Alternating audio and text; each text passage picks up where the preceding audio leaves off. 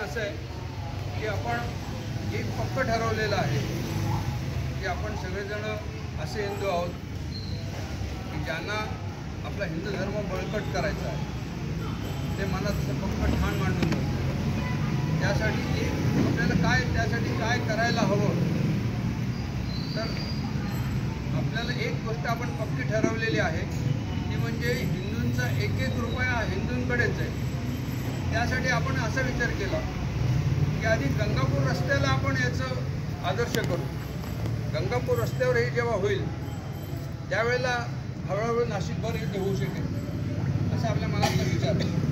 त्यासाठी गंगापूर रस्त्यावर करण्याकरता गेले 4-5 महिने आपण प्रसाद मंगल कार्यालय, कधी वटेश्वर महादेव मंदिर, कधी इथलं हनुमान मंदिर, इथं आपण वेगवेगळ्या ठिकाणी बऱ्याच बैठका घेतल्या. बऱ्याचदा आपण त्या प्रसाद मंगलमधल्या जवळजवळ आपण 140 जण होतो त्या दिवशी.